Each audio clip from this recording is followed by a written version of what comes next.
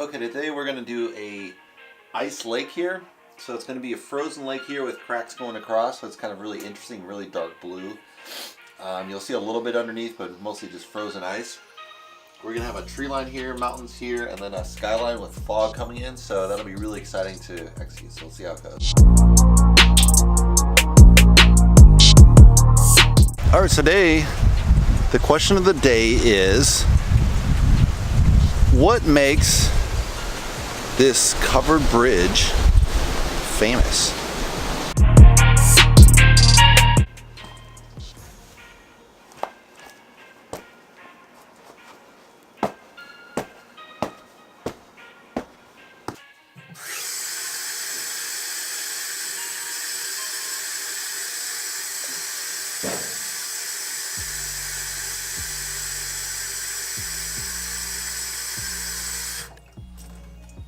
All right, let's run through the colors.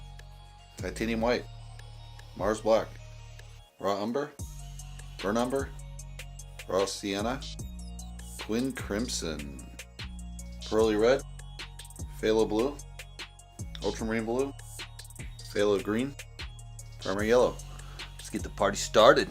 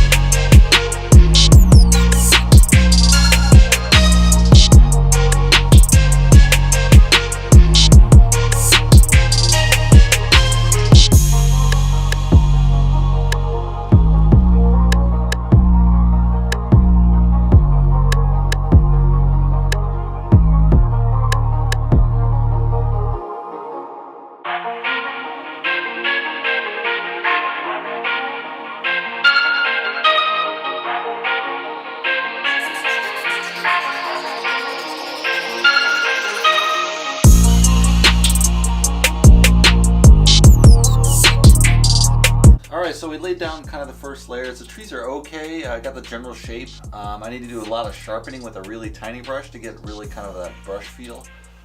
It's really challenging because you're using a really dark green, then a white right on top of it. They tend to mix and get a gray green, which you don't really want. You kind of want the white set on the dark. So I think what I have to do is layer the trees, layer the snow, layer the trees, layer the snow. So very time consuming. I'm trying to do it fast so you get kind of an overall impression, but we'll definitely have to come back to it. The ice is turning out pretty well except for this drip here, which, you know, whatever. That happens. And then I'll add a really tiny faint lines right on top of it to give it that snow effect on there and the cracks with really bright white. But overall, your snow, you want kind of a slight blue tinge to it so that you can use a pure white and really make a pop. So you want to use the white on these lines, obviously, and perhaps on the actual fog coming in. So we'll see how it goes in the next layer. All right, so we're going to add the next layer here. You know, get this dark blue, add some fine cracks. Better define the canyon. It's a little bit blurry right now, and in the photo it's a little more crisp, so I want to kind of capture that crispness, but at the same time make sure it's far in the back with kind of a gray blue mountain. So we'll see how that goes.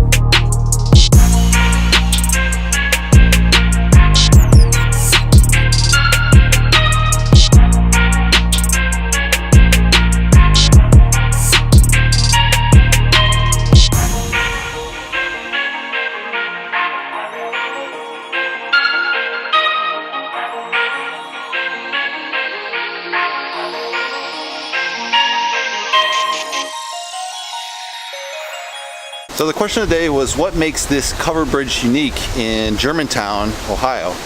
So it has this truss right here, which is called a bow truss system. And the bridge was originally built 1870, founded in 1870. And then later, it used to be right over here where this bridge is. That's the main thoroughfare through Germantown. Or it might have been this one, I don't know. I don't live here. So basically they moved the bridge to this location because this is just, it got retired. It was 1911, 40 years in use. Boom, they're gonna make modern bridges, right? With cement and everything. This isn't gonna stand up being wood covered bridge, right? With all this wood on top.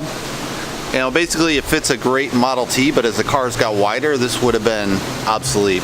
So 1911, they moved it here, and 1980, the bridge, this water got so high in the springtime, it actually washed the whole bridge away.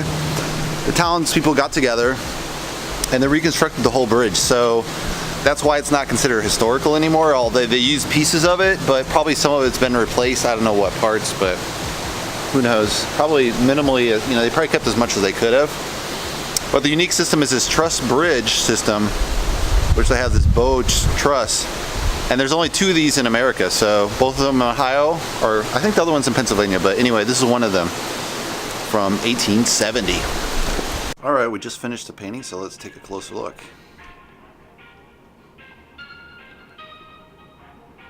So I got this nice kind of gray background on the mountains. The sky is supposed to be foggy over the mountains, but I kind of just did that a little bit, but not too much. There's a sea, the kind of snow casting across the lake. So I've added in some of the blues, the darker blues, the cracks. And most of the cracks are kind of blue. And then I'm highlighting the ends on white, so you get the perception of the white beginning, but then it goes deeper down under the ice, right? So that's kind of a really cool effect.